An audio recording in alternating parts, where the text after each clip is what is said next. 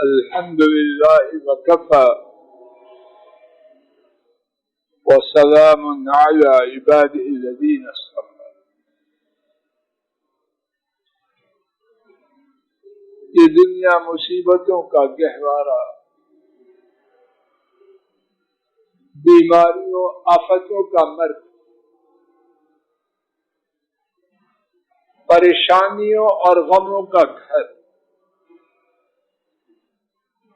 اور ہم انسان کمزور اور بے صبر، ان کی وجہ سے ہم اور زیادہ اپنی مصیبتوں میں اضافہ کر رہے ہیں. اور رب رحمان الرحیم جن کی خیرخواہی ہمارے ساتھ ہماری ماؤں سے بھی زیادہ ہے، انہوں نے اپنے دین میں مصیبتوں میں پھنسے ہوئوں کے لیے، مصائب میں ڈوبے ہوئوں کے لیے ایسی ایسی عجیب باتیں رکھی ہیں. اگر میں آپ انہیں یاد رکھیں تو مصیبتوں کو غنیمت جانیں. مصیبتوں کی وجہ سے پریشان ہونے کی بجائے سمجھیں کہ یہ اللہ نے عظیم موقع دیا ہے، لیکن ہماری محرومی یہ ہے، ہماری ایک بڑی تعداد رب کی باتوں سے بے خبر، اور جو کچھ آگاہ ہیں وہ بے یقین. ان دونوں چیزوں نے ہمیں تباہ و برباد کیا. رب کی شریعت سے بے خبری، اور اگر کچھ خبر ہے تو بے یقینی. کیا کریں؟ اپنے رب کی شریعت کو جاننے پہچاننے، سننے سنانے کو اپنی زندگی کے نظام میں داخل کریں، اور ان سے التجا کریں کہ یا اللہ آپ نے جو کچھ فرمایا ہے اس پہ یقین دے. آئیے آج کے سبق میں صرف 2 حدیثیں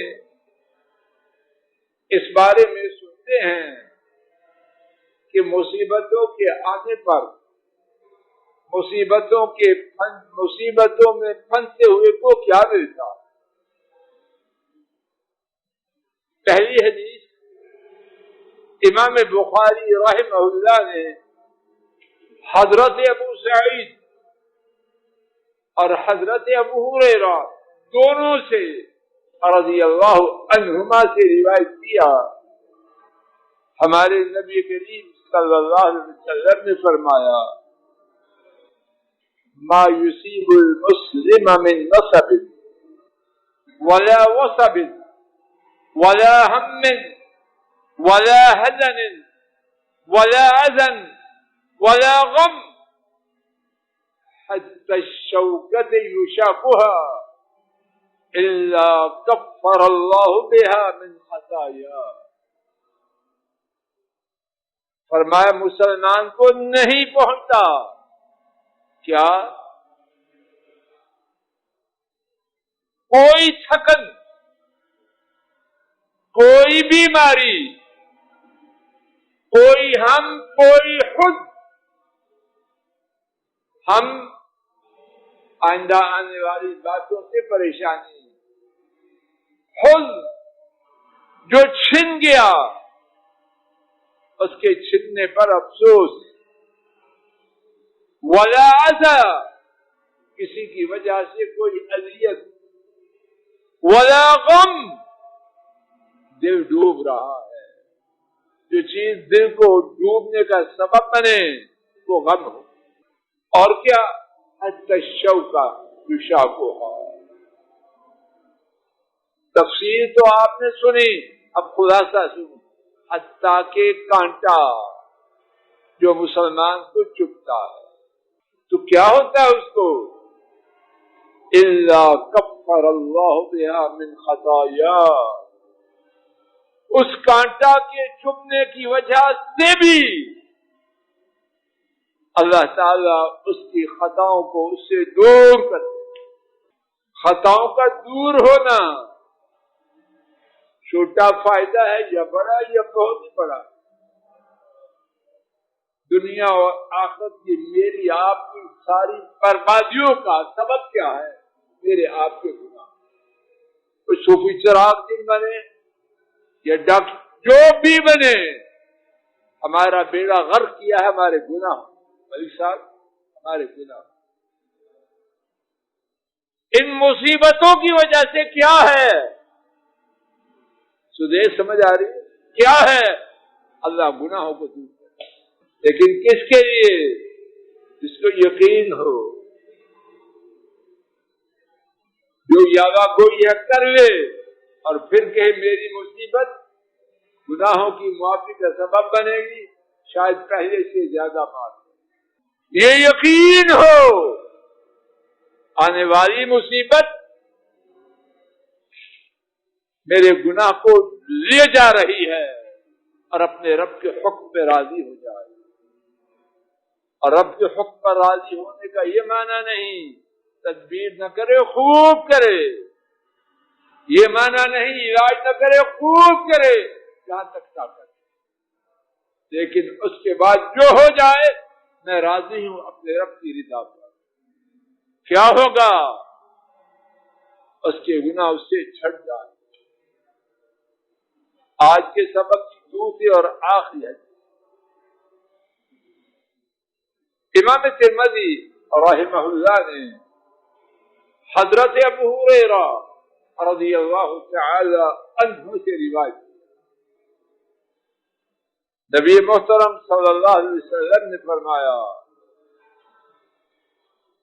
ما يزال البلاء بالمؤمن والمؤمن في نفسه وولده وماله حتى يلقى الله عز وجل وما عليه خطيئة۔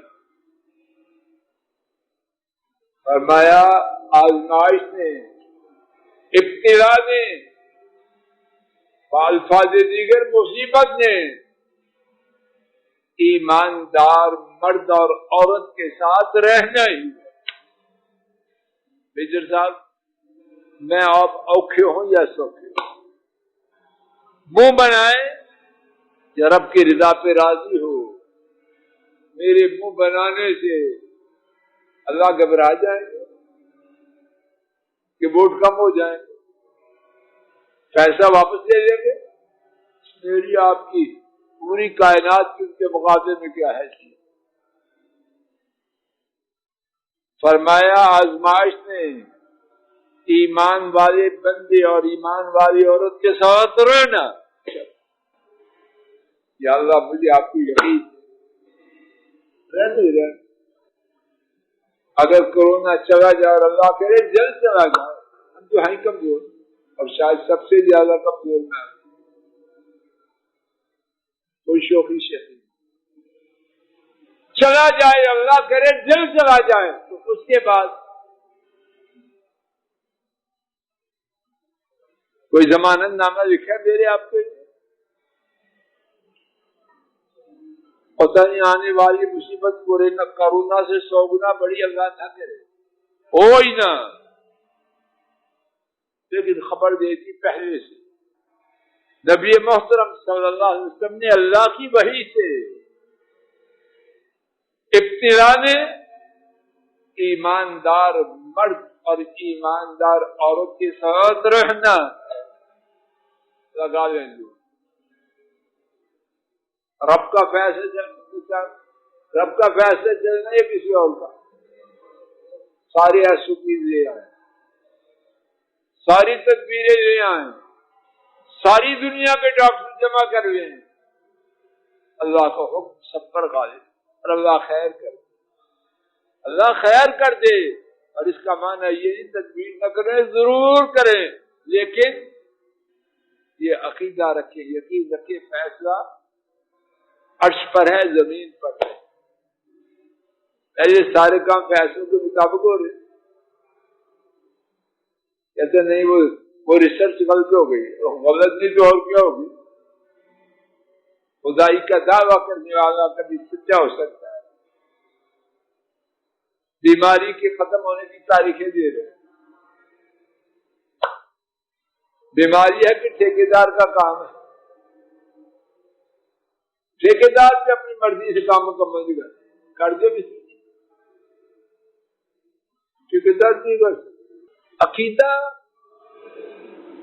بیڑا غرق ہمارا عقیدے کی خرابی نہیں، جو اپنے ذمے ہے وہ کرتے نہیں، جو اللہ کے دائرہ اختیار میں اس میں ٹانگ رہتے تو ٹانگ ٹوٹے گی یا بچے گی؟ ٹانگ نہیں، سارا ہی مارا تھا، اور وہ حشر ہے ہمارا۔ آزمائش نے ایماندار بندے اور ایماندار عورت کے ساتھ دانش رہنا، کہاں رہنا ہے؟ فی نفسی، اللہ خیر، اس کی جان میں، وولدہ، اور اس کی اولاد، ومالہ، اور اس کے بعد۔ بھائی صاحب، جان میں، اولاد میں اور مال میں، لیکن ہوگا کیا؟ حتی یلقى اللہ عز وجل وما علیہ خطیہ، لیکن نتیجہ یہ ہوگا اللہ سے ملاقات کرے گا، اس کا نامہ اعمال گناہوں سے خالی۔ تو بات کہاں سے چلی؟ شریعت کی آگاہی اور شریعت کی باتوں پر یقین۔ اللہ مجھے آپ کو آگاہی بھی دے اور یقین بھی دے۔ اور طریقہ یہ ہے، دین کی مجلسوں میں بیٹھیں، گھروں میں دین کی مجلسیں بپا کریں، چینل وینل بڑے دیکھیں، اب ان کو بند کریں، اس طرف آئیں۔ اللہ مجھے آپ کو ہدایت دے دے، ہمارے کنبوں کو ہدایت دے دے، ہمارے گناہوں کو معاف کر دے، ہمارے بیماروں کو شفا دے، پریشانوں کی پریشانیوں کو دور کر دے، دکھیوں کے دکھوں کا مداوع کر دے، مظلوموں کی مدد فرما دے، یا اللہ مظلوموں کی مدد فرما دے، اے اللہ بے اولادوں کو نیک اولاد دے، بگڑی ہوئی اولادوں کی یا اللہ اصلاح فرما دے، اے اللہ رشتوں کے لیے پریشان ماں باپ پہ اپنی رحمتوں کی برکھا برسا کے بہترین رشتے عطا فرما دے، اور رشتوں کے سوا پریشان والدین یا اللہ ان کی نصرت و اعانت فرما دے، اے اللہ ہمارے ملک پاک کی خیر فرما، پورے عالم اسلام کی خیر فرما، اے اللہ مسجدوں کو آباد فرما، دین کے اداروں کی رونقیں بحال فرما، اے اللہ کتاب و سنت کا دور دورہ فرما، بے دینی، بے حیائی، بے غیرتی اس کا نام و نشان مٹا۔ ربنا تقبل منا انك انت السميع العليم، وصلى الله تعالى على خير خلقه وعلى آله وصحبه